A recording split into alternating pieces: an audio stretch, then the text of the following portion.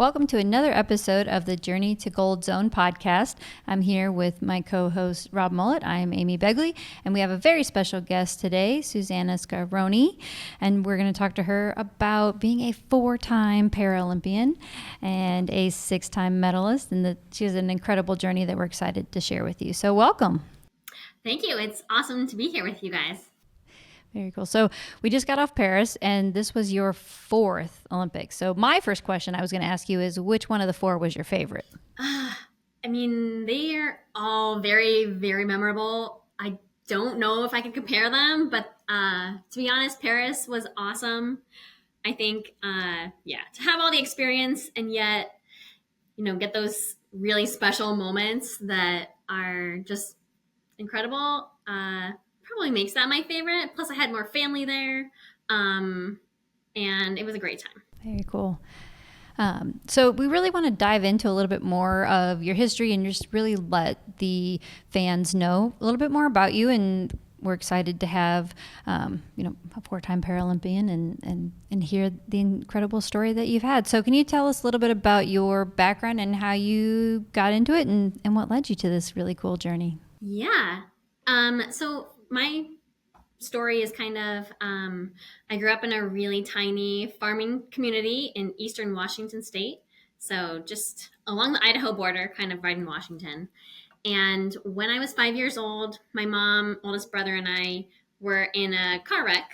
We slid on black ice into an oncoming vehicle, and I ended up sustaining a T12 complete spinal cord injury. Which basically means right where my legs start, I have no sensation and cannot use them at all. So that was right in kindergarten. I went back home to a very awesome community, and they're so awesome because they just integrated me immediately into daily life. So I think back into how lucky I was because, like, when my classmates were rolling down our hill at recess, like, on their bodies, I was doing the same thing. So I learned how to get in and out of my wheelchair at an early age, scoot back up this giant grass hill and things like that. In my family, I have 2 older brothers and an older sister, and my mom's a forester. And so we were a very outdoor family. So I grew up hand cycling, swimming, kayaking, doing all kinds of things that I just loved, and everyone in my family was doing. And I think because of those things, I never really noticed. I didn't really know I had a disability. And it wasn't until 3rd grade when I joined the basketball team, because in my tiny town, basketball is what life is, basically. And so it was really that experience that kind of showed me that there's one place that I've ever experienced something negative to having a disability, and it was in sport. And I was like, oh, I can never do sports. This is terrible. And it was terrible more because I was the slowest down the court, and my teammates then had to wait for me. It was a rule. They had to pass me the ball once before we were able to shoot a basket. And I was just like, never again. I don't want to slow people down. So the next year in 4th grade, my family learned about an adaptive sports team in Spokane, Washington, which is an hour away. And they had a wheelchair basketball team. And I was like, no, never doing sports again. And my mom was like, yep, we will be there. So unwillingly, I went to my first wheelchair basketball practice. And I will never forget that experience because that day I was just finally playing basketball for the first time. And no one was waiting on me. We were just dribbling. We were running lines. We were learning how to shoot. Everybody else used a wheelchair, and so nothing was weird about doing that sport. And it changed my life. Honestly, I was so happy, especially after that experience the year before, loved wheelchair basketball. When they said in the spring that year that wheelchair track practice would start, I had no idea what that would mean. But I was like, can I please do that also? So I started doing wheelchair track in 4th grade also, and loved that experience. I'd already made a lot of friends on that team. And so it just kind of was a great environment for me as a person and as a developing athlete. And then from there, honestly, I did both sports throughout middle school and high school. And I think I really gravitated more towards wheelchair racing because of the ability to just really see what my body's capable of, kind of keep pushing forwards on the ceiling of what we can do. And ended up not, I mean, I learned about the University of Illinois and the University of Arizona in high school because those at the time were the two collegiate programs. And I wanted to go to Illinois because I'd seen a lot of the athletes there when they would come to a local race in Spokane. And I got into the U of I, but the tuition was so expensive that my mom said I could not go, actually. So I went to a private school in Helena, Montana. And because of that, I didn't continue to do wheelchair basketball. But I love training. Like, I've always loved training. And so I had my racing chair with me.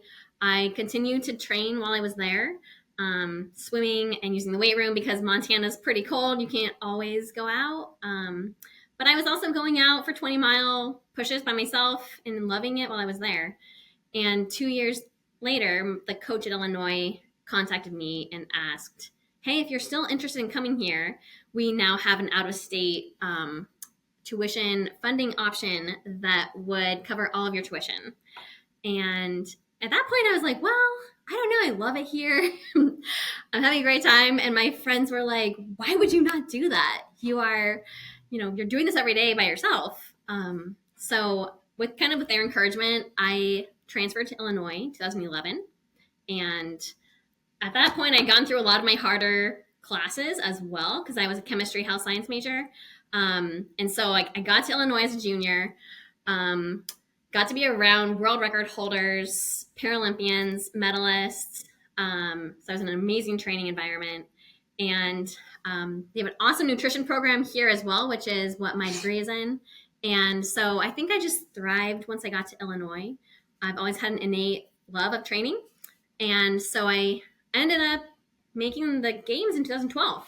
I think just everything came together really nicely in my life at that time. And since then, I have just loved, doing wheelchair marathon, track events, and I'm now a registered dietitian, so also working. So it sounds like you had no team structure for your first 2 years in college and then went to a very structured place for training. Absolutely. Was that a big adjustment, or did you just love it so much and kind of step right into it?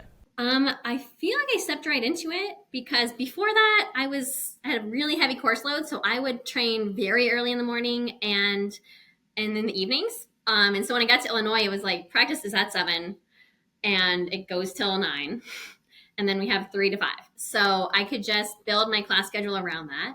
It actually felt a little easier for me. Oh, that's good. That's a nice change, I guess, especially when it feels easier. And before you moved there, did you have plans or, dreams or aspirations to make the Olympic team? Was that one of the things that you really wanted, or was that kind of a nice surprise qualifying once you moved? Yeah, I think I'm one of the athletes where it was a nice surprise. I've always really focused more on the day-to-day and loving that part.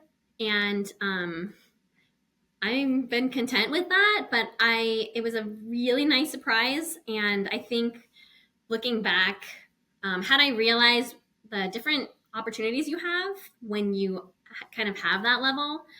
For example, I was invited to more major marathons as soon as I competed at the Paris 2012 Paralympic Marathon.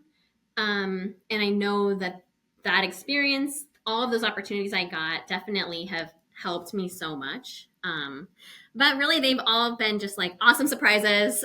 And I still love the day-to-day the most. Very cool. So you've competed across a number of track events and then the marathon as well. So the tracks are obviously very similar from location to location.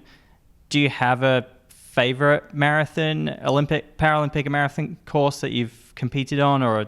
That's a great question. I love the New York City Marathon and the Boston Marathon are my two favorite courses. I love hilly courses. Those are our hilliest ones. It's hard for me to decide which one I like more, but those are my two favorites. So do you prefer track or the marathon? Because I know your marathon, you've just continued to get better and placing higher and higher each Paralympic Games. And you've done everything from the 400 to the marathon, which is an amazing range. So do you have a favorite? I would say I think my favorite track event is probably the 5,000 meter.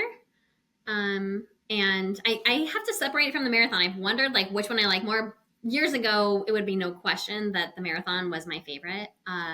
But as I've gained more skills and higher top end speeds, I can start to utilize more of those skills in a track race. And those skills are super essential in the marathon. So it's not surprising, like my performances have increased together as I've gotten better at the track. And there is a benefit. There's a really nice thing about doing a 5,000 meter and knowing you don't need to carry your spare tire, knowing that it may not rain halfway through the course and you have an hour of downpour on you. And it's a little more technical and fun on the track. So probably the 5,000 meter and the marathon. Is there any big training differences between the track events and the marathon? That's a great question. Maybe subtly. I think it's important to get the long duration in our racing chairs to be prepared for the marathon. Just the amount of time that you're sitting in a really tight kneeling position. However, aside from that, a lot of our track training sessions are over an hour and a half. And a lot of marathons are, high intensity interval, which is a lot of our track training. So I think they really tie into each other. And in fact, I think that you're more of a disservice in the marathon if you don't train on the track, probably. Now, you talked about, bringing the spare tire and things like that. Are there differences in how you set up the chair for the different races? Is there differences or do you use different chairs, different setups? Great question. Actually, I use the same exact equipment on the track that I use on the road. It's so customized and it's such a fine-tuned technique that it's more common that people would use everything the same. And as I said, ideally, if you can get to really high top speeds, if you can maybe excel in a sprint finish, sometimes that happens in a marathon. Starting mechanics, even at the beginning of a track event, can be useful in climbing hills. So there are a lot of skills that carry over, and you need to be good in that same equipment for both. I like it. And I know there's been a ton of, improvement with technology over the years. What have you seen different in all of your, your Paralympics? I mean, and I'm sure there's different things. And have there been, advances that you haven't been able to use, advances you've seen other people use? What has been your experience in that? Great question. There has been a lot of technological innovation, especially since I started. In the last probably 6 years, there have been, frames and racing chairs that have been built by engineers who work with Formula One race cars. And so we've really started to see that kind of engineering design coming into wheelchair racing, which, you are seeing really fast performances. And so I think we're at a point in our sport where the regulation of technology is really, I think, in a lot of athletes' forefront of their mind, to where we need to make sure there are very clear manufacturing guidelines, similar to cycling, so that we do not see major changes in options. That being said, I'll still believe that your chair position, so how you're actually seating in your chair, makes a huge impact, along with your genetic potential and how fast you actually will go. And I think we're still at a point where those two pieces are higher than the technological advances you could possibly have. But we are starting to see really aerodynamic frames, upwards of $20,000 for a frame, $8,000 for wheels. And so there's a huge cost differential, I will say, at this point compared to probably 10 years ago. So you mentioned that the seating position. How do you learn How'd you learn that, and how'd you get set up in it? And then where can people go to kind of improve that? Yeah, great question. And because that's like critical in our sport, it is so challenging as well. And so, for example, for me, I was so fortunate that there was an adaptive sports team, because it's programs like that that tend to have a lot of recycled frames. And I think one of the best thing an athlete can do is to hop in a bunch of different frames and then have different positions and see sort of what feels best. And then like do that process before ordering a chair. Because once you order it, it takes about 6 months to get it. And it's usually probably $7,000 by the end of the day. And it's not something you can just keep getting. And so having the options of knowing other athletes, you can at least try their chair out or talk to them about what their experience was like, is really useful. Other than that, one thing that I still use is foam. So you can usually utilize foam to either raise your knees up if you need to come up a little bit, or raise your your butt height up too. And those two things, your knee height and your butt height, really impact sort of how much leverage you can get using your core. And different spinal cord injuries, different injury levels will have different limitations. And so really just maximizing what you can do and minimizing your disability is the goal, and trying to be as aerodynamic as possible. So I would usually encourage people to probably go as flat as they can, and then add foam if they need to push anything up, if they have no opportunity to try out someone's chair. And then does that position differ if you're doing the 400 or the marathon? Does it differ a lot, or is it not too really much? Good question. For some athletes, yes. They'll try so much to get into a really maximized position that's like, there's so much potential energy there that it's power for like, under a minute. But that would be so much strain on their back for the entirety of a marathon that more likely you just don't see those athletes doing the marathon. So yeah, it's not that common to really change it as much for a shorter event, but there are changes made to specialize in a shorter event. So that's more of a comfort kind of and duration kind of decision then? Yeah, that's also a really big impact, or a big part of the sport too, especially for athletes who have sensation in their legs, or, single amputees, double amputees, so they have full sensation. To be in that really tight fitting, most aerodynamic position, there's the balance of like, is that actually more detrimental due to the massive pain or pressure on their knees than just having their feet actually be down in front of them?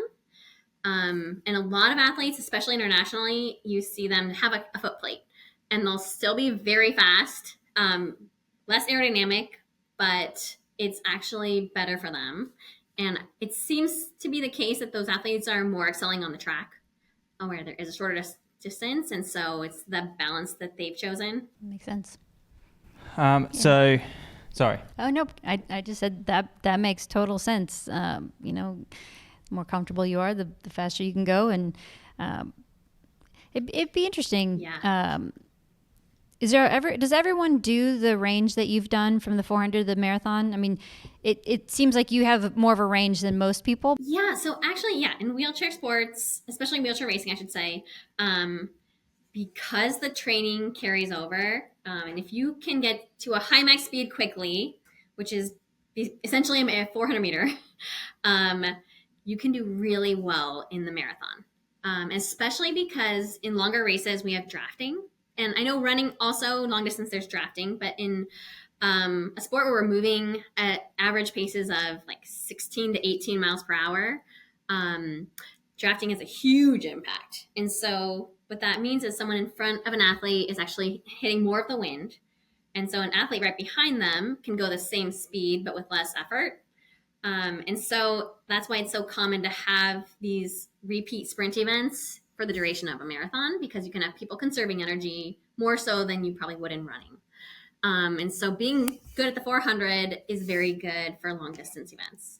That being said, I am one of those athletes that I really do not have the genetic potential to like sprint and to get to a max speed very quickly. it does take me at least 400 meters to kind of get to my max speed. Whereas there are a lot of athletes who excel in the 100 meter, but it seems like those athletes, not as many of those athletes, for example, at the games, are also doing the marathon.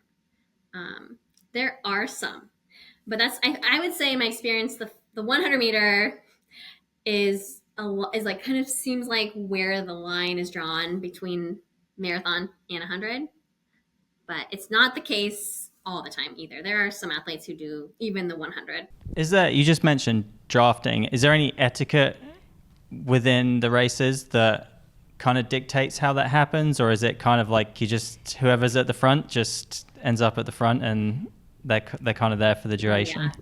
Yeah, it depends. And I would say in the races my races, like the women's field, I feel like there's an etiquette usually where in general, there's like, you pull for a mile. It's kind of the expectation that the next person will go if you're with a group of people, and they'll pull for a mile-ish. And then, we just kind of alternate. That's not always the case in the women's field. And I think it's rarely the case in the men's field. Okay. I think that it's like people will stay behind that leader as long as possible. And I really was fortunate. Like, I think a lot of the people at Illinois, the women here, really defined the culture in wheelchair racing to where it was like a mile, next person, a mile, next person. And now in my races, where some of those women before me have retired, I'm kind of the one like, okay, it's your turn, because you can just tell some people are just waiting in the back the entire race. And that's like, they can do that. There's no rules against it. But sometimes you just need that leader that's like, okay, this is not the way it needs to be because you're sitting behind us for an entire marathon. So there's like unwritten rules, but really there's no actual rules. There's only rules are that you cannot cross, like male athletes cannot race with females and vice versa. And then in our classifications, so there is open women classification, but there's also other classifications. So athletes with cerebral palsy or with quadriplegia, we cannot draft within classes. Oh, okay. That makes sense. So not only have you competed in, the Paralympics, but you've done the World Championships. And I know Rob was telling me that he has seen a lot of different para events in London, and he tells me that they sell out there. So is there any other places in the world that you've gone to compete that is just a really fun place to go? Oh, yeah. Well, so honestly, to compare my favorite Paralympic experiences, Paris probably is, but it's hard to compare with London. And that's because London 2012 set the bar in the world on how to really educate the population about para sports, because there are nuances. There's classifications. There's some different sports.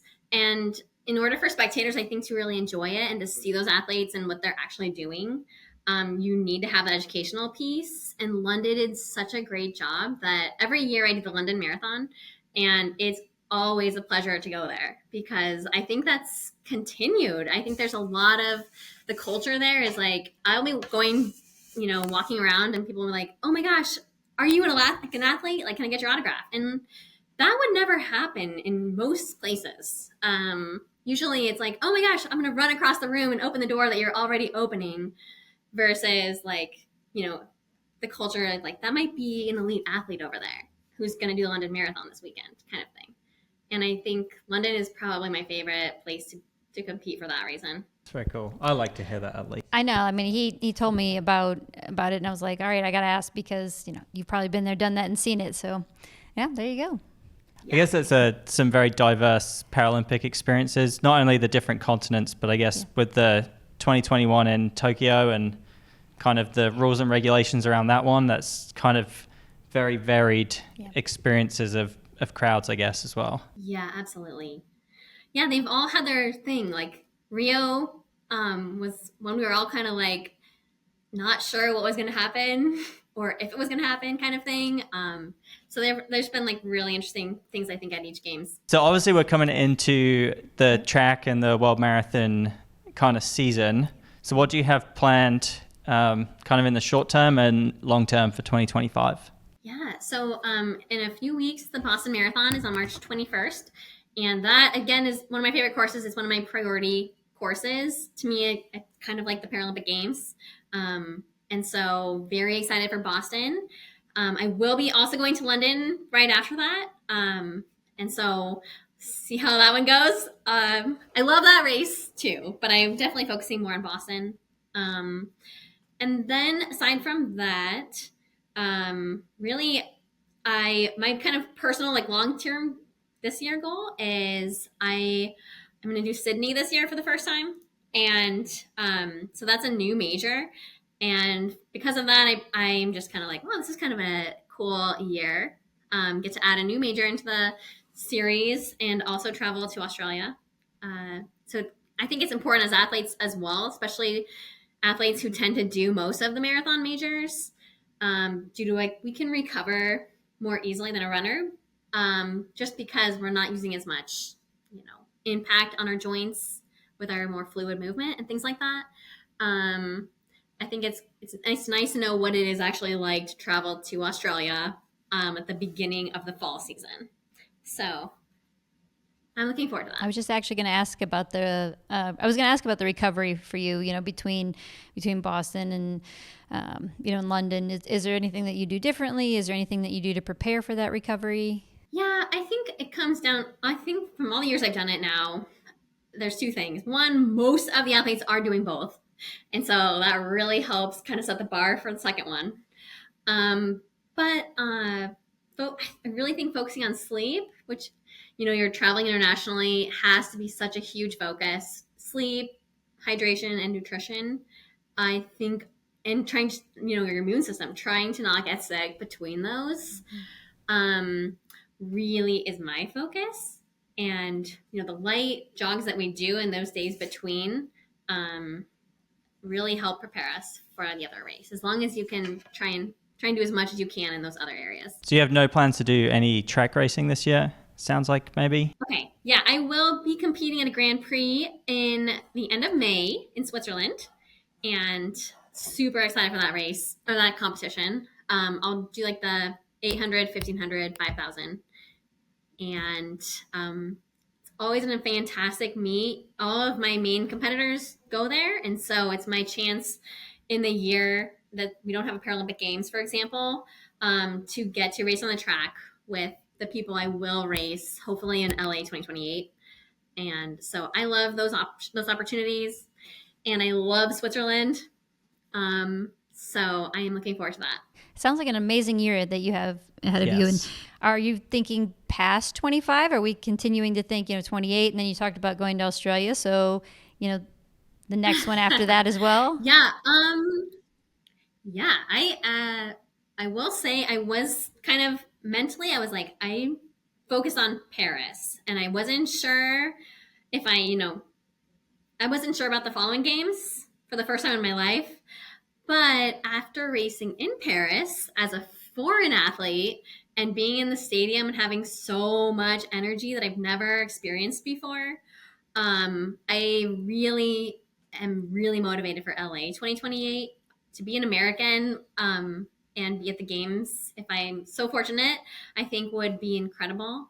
And we have such a great opportunity, I think, for our country, to host and to really hopefully do as good of a job as London did, to change the culture here, make it better. Yeah, that should be a really good experience for the US athletes in LA. Just the home support and everything should be amazing. So I think it'll be a unique experience for sure. Is there anything else you'd want to talk about? I know that you're a registered dietitian. I know that you've been doing this for a long time. But is there anything that you want to give advice to for any up and coming athletes, or anything that we didn't talk about today? Any shout outs for your business or Instagram or all those fun things? I think maybe one thing I'd add that I think is just always useful, and whether it's in sport or nutrition or any part of life, is what I've learned is like making a challenging goal is so important. Something that's like really valuable to you. But immediately after that is like the breaking it down into like, what are the steps to get there? And so it's like the small steps that you take with consistency that are I think that's where the beauty is. And that's where I've still learned, like, I love the everyday training. It's led to gold medals and world records, but even if it didn't, I would still have learned a lot of things with each of those steps that I try to think about and do each day. And so I think it's just so nice to realize your goal doesn't have to be a Paralympic gold medal or whatever, but I think it should be. And then you can break it down, like, what would I do to get there? And I think there's going to be a lot of benefits when any type of goal is achieved that way. So I like to encourage people to do that. Well, I know I enjoyed getting to know you a lot better and hearing your journey, because it's been amazing to kind of look at through the different things that you've accomplished and your medals, and that you still love it. That's a testament to everything, and that you love the process. I think that's the biggest takeaway I got today was you love the process, so it's kept it really fun. Yes, exactly. All right. Well, thank you so much for joining us today. Yeah, thank you. We appreciate it. Thank you guys for having me.